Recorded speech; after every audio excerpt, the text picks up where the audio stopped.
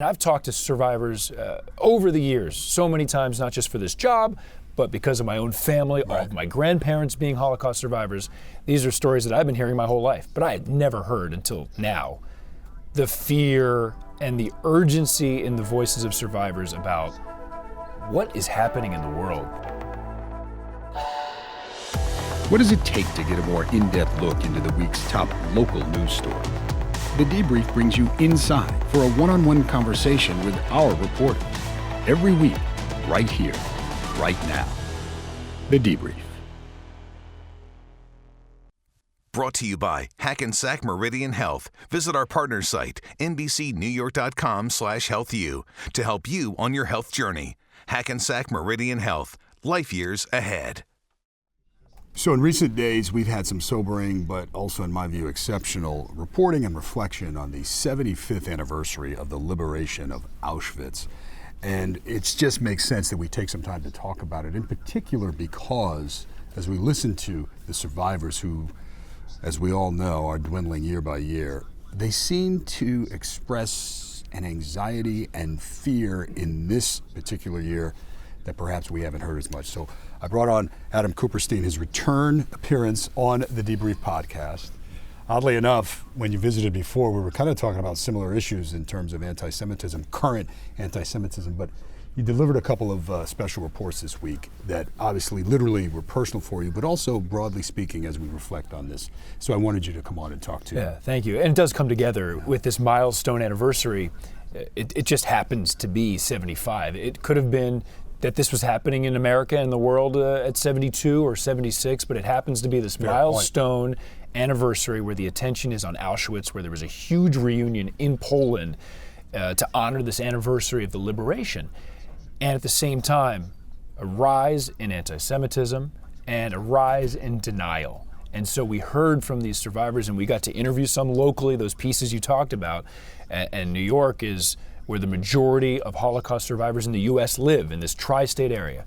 And so we are fortunate enough to have many of them still alive in their 80s and 90s. That number is shrinking fast, but we're able to connect with them and get that first-person account.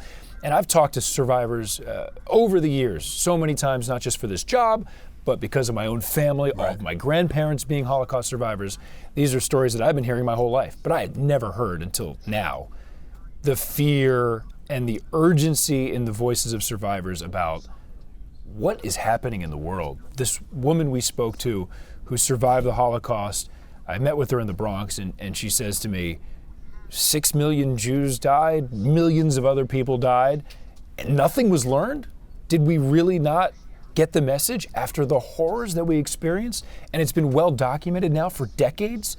How can we not figure out how to be more humane to each other? I feel it's my duty to do it. I definitely feel that I have to do that for my husband and for all those who died. I don't want it to be forgotten. And she's not saying that it's exactly happening again, but there's some similarities in the world right now that has a lot of Jews living in some fear.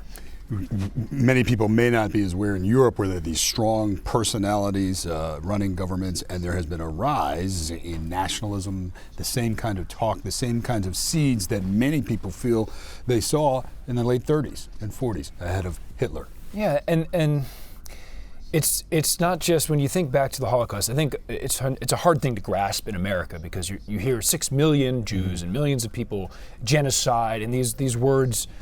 Yeah, you know it's really bad, but it's hard to grasp the weight of it, that it wasn't just a few bad Nazis that did something. We're talking about a regime, a government, and then alliances with other countries that we now look at as our own allies in the United States. Countries like Italy. You know, how could you think of the Italian government joining and becoming an ally with Nazi Germany? The public turning as well, not just one fringe political party that took power into their hands, but they were it was too easy for them to convince the public to join them and help them persecute Jews and others. Let's not forget the communists and Roma and Slavs, Poles, some other folks here as well, but that they were so quick and willing to help this Nazi group come over and start to systematically try to eradicate a people. And in modern history, Ush, I mean, this is not ancient history. This is, as we talk about, 75 years ago. Coop, let's, for podcast listeners and those on YouTube who obviously they hear broadly speaking about the Holocaust, but let's just talk a little bit about Auschwitz in particular, because this was,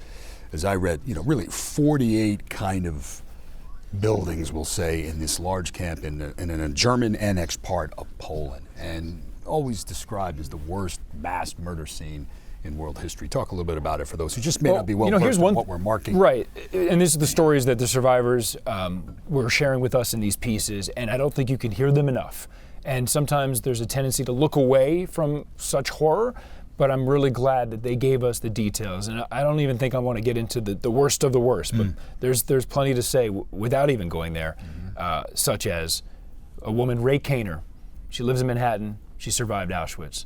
And she tells me about arriving, and she was a teenager. Okay, it's a teenage girl. She's already had her future stripped away because first the Jews were rounded up in these towns, sent to a ghetto where they were enslaved essentially. And then they get on trains, not knowing where they're going.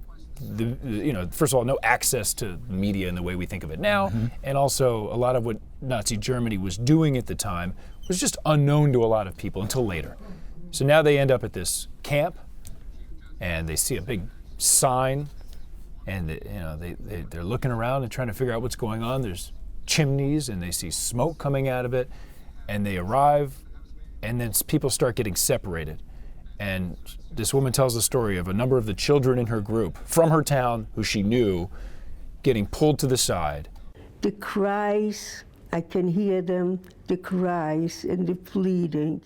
She didn't know where they were going, and then later she realizes they were getting sent to a gas chamber where they were killed and their bodies burned in a crematorium. And it's hard to even say it out loud, but this poor teenage girl witnessed that and had to continue on. She said, if I could have killed myself, I would have, because it was so hard to see this with my own two eyes. While we were there, we didn't know what these chimneys, what's going on with the flames and smoke. We didn't realize these are the people burning that we came with. If I would have a pill or something, because we were speaking about this, I would have committed suicide. And the other thing about Auschwitz that I want to bring up is we're celebrating, honoring, I should say, the anniversary of the liberation. And for some people, the liberation is a rebirth. It's a time to reflect on a happy time because it meant the end of the suffering in Auschwitz. Did you have someone who said that person started recording their birthday as the day of liberation? What a wonderful your story? Yeah, Jacqueline Kibblesteel. Yeah. From, she was in France. She hid out in France during the Holocaust and was able to survive. Her husband went to Auschwitz, and she tells me every single year on that date, January 27th, she and her husband celebrated their birthday. That wasn't their birthday. That was the liberation of Auschwitz. Yeah. But they treated it as if it was their birthday. And I said to her, oh, as if? And she said, no, it was our birthday. That's our birthday. So I wrote up something recently that one of our photogs shot. He went out to a high school, Edward R. Murrow in Brooklyn, where there's an elective class on the Holocaust. Do we think the world has learned the lessons of the Holocaust? And we could argue a little bit on both sides. And if there was anything uplifting to me, it's the number of students who signed up for the class. And I don't mean just Jewish students, all students, because they say they want to learn about it. And on occasion, some survivors, those who are left and are able to, will go and speak to them. A, I'm always struck that they would actually put themselves to relive through the horror, but they feel it's a responsibility. And B, if there can be anything encouraging, is that young people are listening and still want to know. It's not only a learning experience, it's an emotional experience also. You can feel how these people felt, even by not doing anything. or just by hearing about it, you can feel their pain and their struggles. Yeah, and I'm really impressed by those survivors that are willing to do it. Not all of them are, Right. and I respect that. Sure. My own grandparents, many of them wanted to keep it very private and couldn't speak a word of it. My wife's grandfather, who, as I'm putting this story together about Auschwitz and survivors and how that number of first-person witnesses is shrinking, my wife's grandfather, who was an Auschwitz survivor, he passed away while I'm working on the story, 92 years old. He didn't want to talk about it. You know, he had done some stuff with class, with groups before. His wife is a survivor as well, and she's still alive in her 90s in Israel. She doesn't want to talk about it. And that's fair, and you have to respect that. But I'm so thankful for the ones who are willing to do it, because there's an appetite to understand and learn from history so that it doesn't repeat itself. But what happens, this is the question, what happens now when at the 85th anniversary of the liberation or the 90th anniversary of the liberation and there aren't any survivors left? How is this message, is it going to be as powerful? Are people going to be able to silence the deniers without having the first person account? And that's where the other part of our story was so important. The Holocaust Museum comes in and says, we're going to gather these artifacts and we're going to put them not just at the museum in DC or at Yad Vashem in Israel. These are going to go online, digital. We're going to get on social where young people are consuming information, and we're going to put it out there for the world to see. And it's not as good as a first-person account, having a survivor face-to-face with you in a classroom, Right. But it's pretty close. It really is, and you lead me to my next point. That's kind of where I want to leave it for you and I as reporters in this city, as fathers of young children. I had occasion this week, as did our colleague Andrew Siff, as you have, to go down to the Museum of Jewish Heritage down in Battery Place. There's currently an Auschwitz exhibit. It'll last through August. And there you do have some of the artifacts. It is haunting to be in the presence of some of the possessions of those who are at Auschwitz. But a number of religious leaders were taking a tour, a private tour. Among them was Reverend Herbert Daughtry, longtime civil rights minister here in Brooklyn, who's been on the struggles of civil rights here and abroad. He has been to Auschwitz to visit. He was at the museum that day. He talked about humankind's inhumanity. He referenced slavery, the 400th anniversary last year, and then he referenced the Holocaust. And we leave it here. The point we heard, Coop, was that any act of bigotry, homophobic, against blacks, anti-Semitic, any kind of act is really an extension in the way of the Holocaust hate. Does that make sense? Yeah, it does. And I think the parallel for someone whose family's been affected by slavery and the family who's affected by the Holocaust is actually, this is an important point, I think, in teaching, and here's why. If you can if let's say somebody has been very fortunate, and look, I'm a third generation Holocaust survivor. I am very fortunate, and I grew up, and yeah, my family was affected, but as we continue on, my kids are less affected, and their children will be less affected by it, and eventually, you know, it starts to be more distant. But I think the way to have people who aren't connected relate is to show them on a personal level how families were ripped apart, and that's why the lessons of slavery. I was just in Charleston, South Carolina, learning about some of that firsthand, where these plantations were, where slaves were dying and doing this slave labor, and I think when you see it and you hear about somebody your own age, if you're a child, a 12-year-old who instead of going to school and today you'd be playing video games and worrying about what's on YouTube or dating, instead of that, this teenager I talked to in Auschwitz was, on a death march, and watched her mother get taken away from her and murdered, and if you hear it like that and you can put yourself in their shoes, I just think it's a little bit more, it's harder to think, well, that couldn't happen to me. Or couldn't happen again.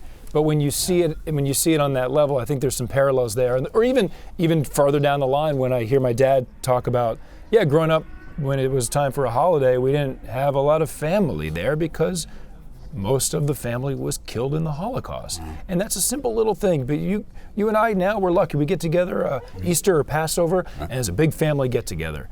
But the people who suffered through something like slavery or like the Holocaust, it took a long time to get over that. Lost generations. Yeah, lost generations, just wiped off the face of the earth for really no good reason.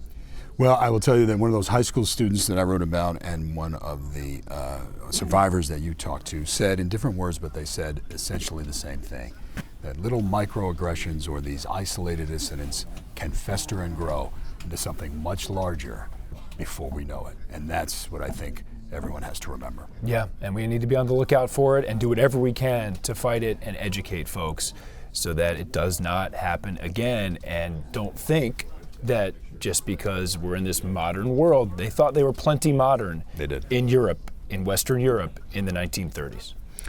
Coop, thank you. Adam Kuperstein. Thank you. Great stuff this week. We thank you for joining us. We thank our producers, Jesse Edwards, Ben Berkowitz, and Harrison Choi of the Debrief production team. I'm your host, David Daughtry, coming from our busy newsroom. We'll see you next time.